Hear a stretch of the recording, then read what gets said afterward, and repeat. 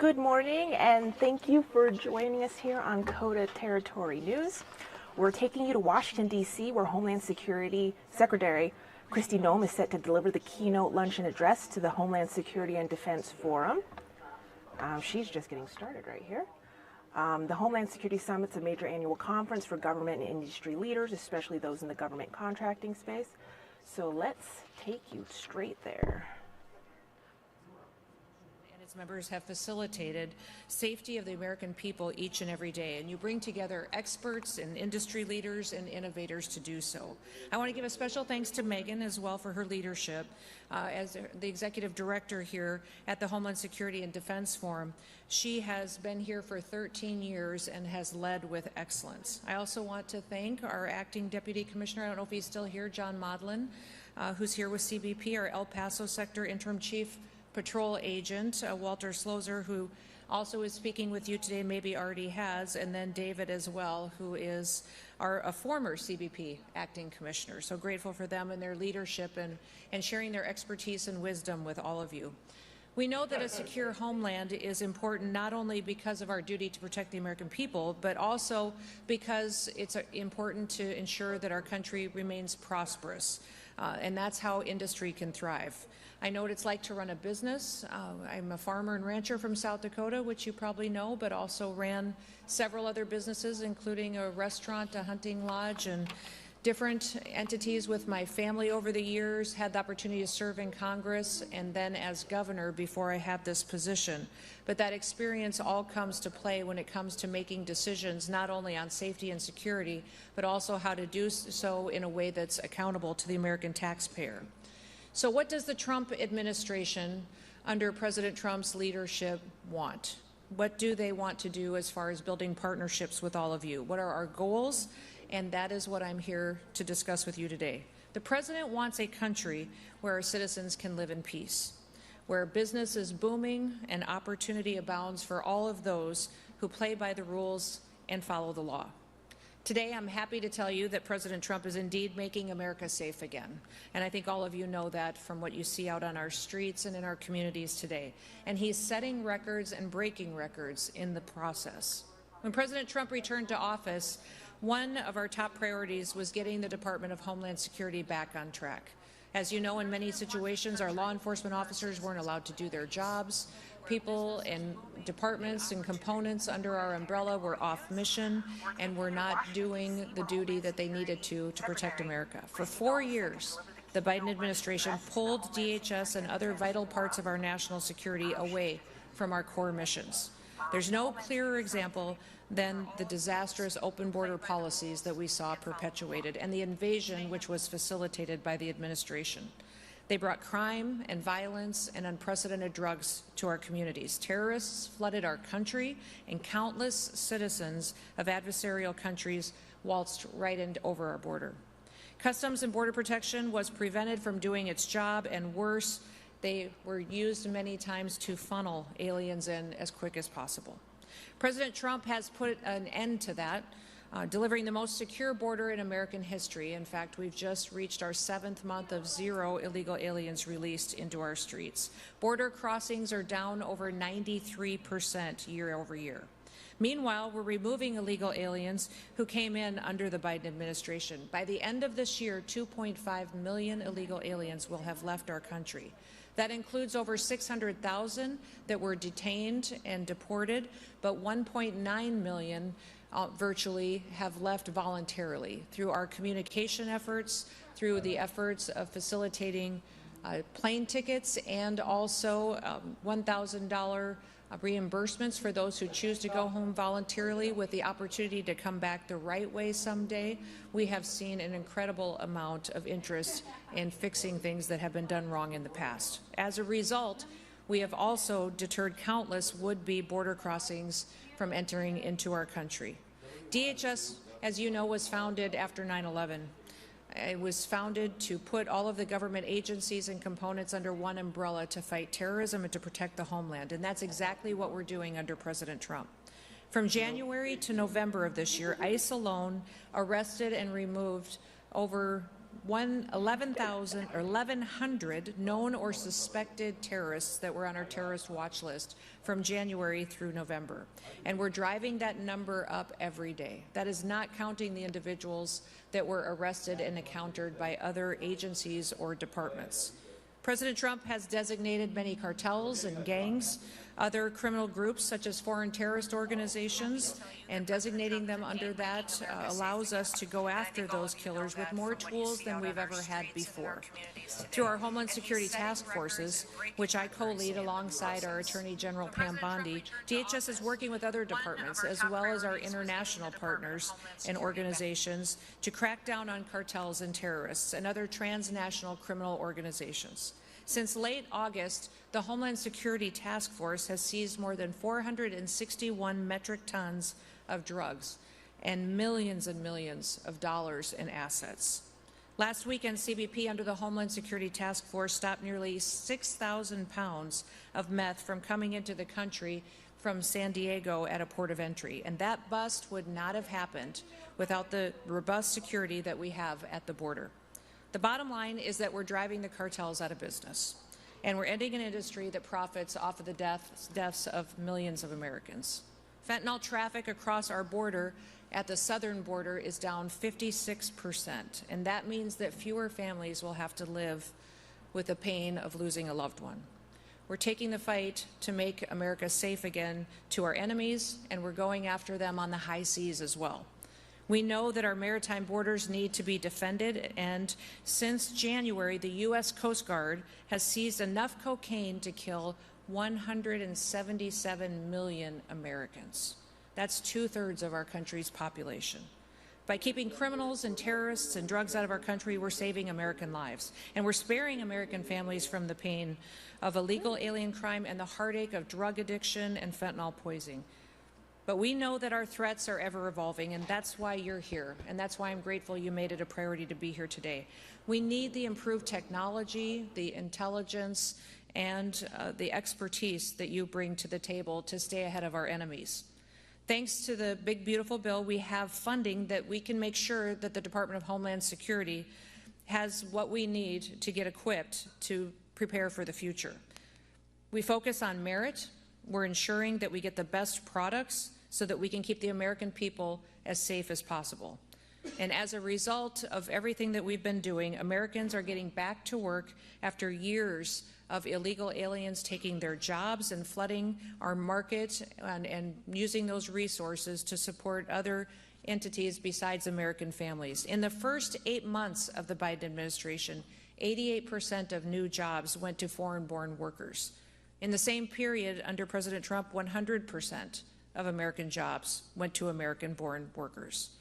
Overall, that's more than 2.5 million Americans that went back into the workforce.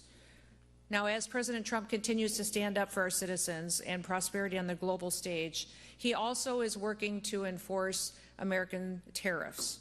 CBP is responsible for implementing and for enforcing all tariffs, and in January, CBP has collected $1 billion from tariffs, taxes, and fees. And what there actually are and what we are utilizing them for is a negotiating tactic. They serve as a stick, so to be, to bring people to the table. And if a company or a country doesn't like tariffs, a simple solution exists. Invest in America. Meet our demands. Meet our safety protocols. You won't regret it. You won't have any tariffs, and we want to do business with you if we do it the right way.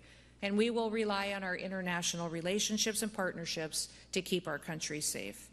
As President Trump's DHS secretary, it's been an absolute honor every single day to get up and to have a purpose of safety and security with the United States and be able to negotiate with our international partners. And since January, we have secured, under the Department of Homeland Security, over 30 international agreements that don't just tighten our security operations, but they also help us with travel, and 17 of those I have personally signed with our international leaders.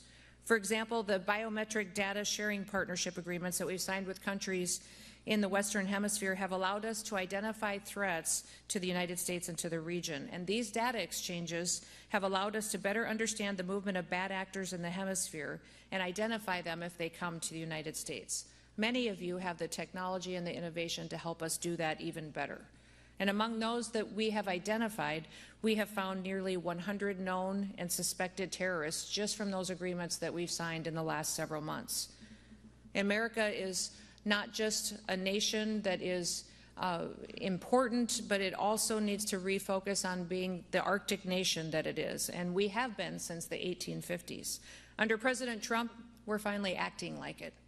We need to revamp our shipbuilding industry to revitalize the Coast Guard to help defend it.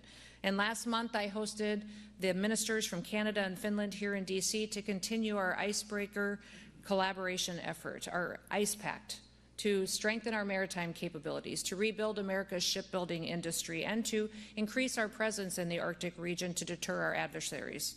ICE Pact brings together the governments of our countries, our three nations, and it brings private industry in from all three countries. I'm sure you've read and heard about what that really has done to establish the shipping industry here in the United States. For example, the Canadian shipbuilder Davies has pledged over $1 billion to acquire and to modernize the American shipyard assets in Texas for the production of icebreakers right here in the United States.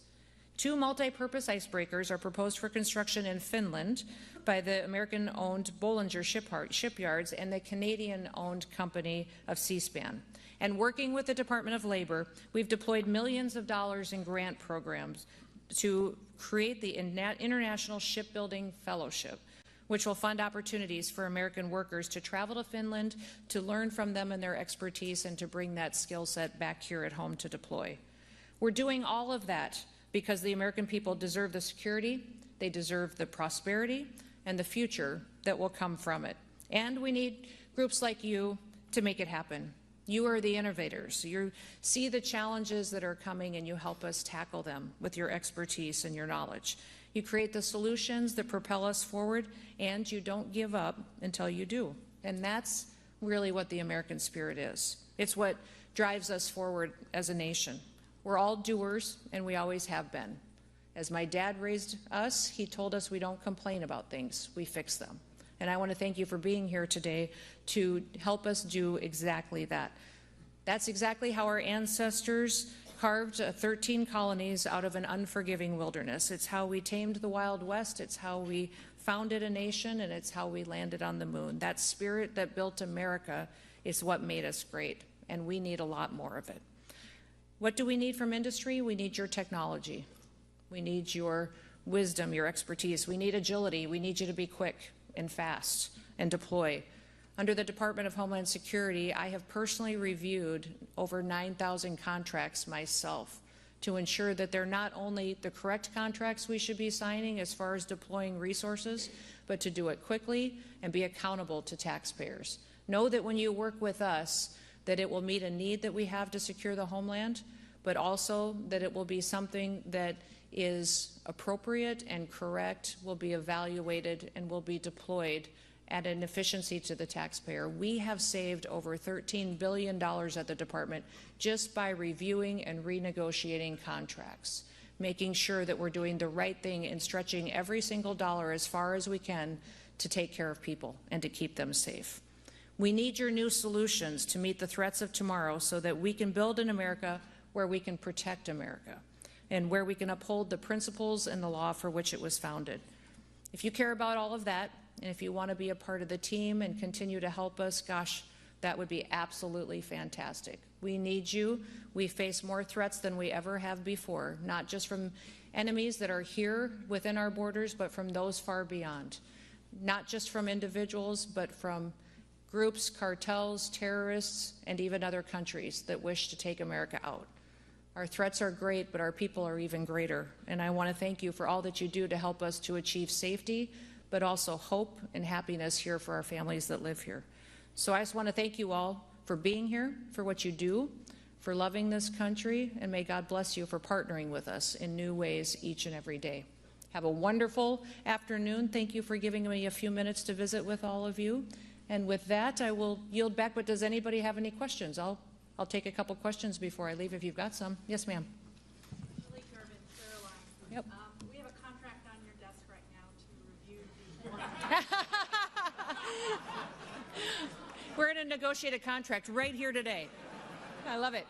I want to know what we're going to do to improve and quickly put in place AI-enabled surveillance on our borders to improve the false alarm rate, which is very, very high right now and causing a lot of pain to the folks in the field who need this.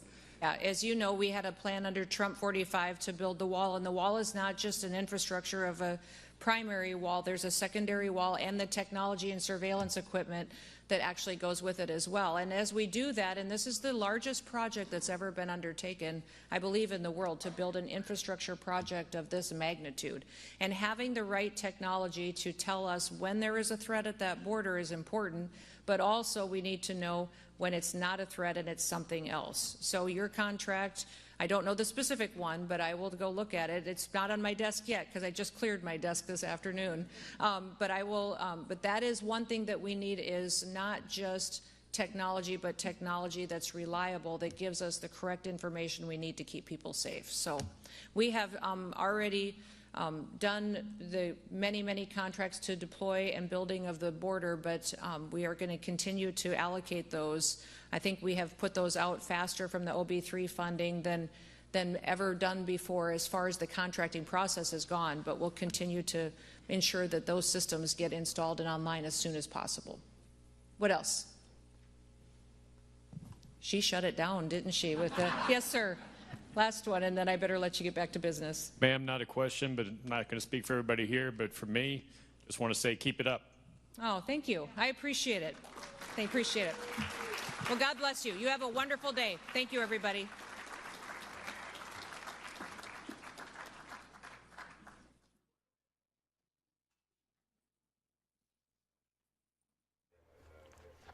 And there, that wraps that up. This here. Okay, this, let's see. There we go. Well, this comes as Representative Delia Ramirez, an Illinois Democrat, demanded yesterday that Noem either resign or face impeachment. The Congresswoman is asking House Judiciary Chairman Jim Jordan and Ranking Member Jamie Raskin to carry out an investigation into Noem's leadership of DHS. Her request seeks a full inquiry into whether Noem made false statements to Congress, mishandled departmental resources, or violated constitutional limits on executive authority. The full statement will be up on our website, kotatv.com, here in the next hour or two. For our app users, you'll get a push alert when it's out. You can also follow us on the KOTA Territory Facebook page for the latest. Thank you for joining me.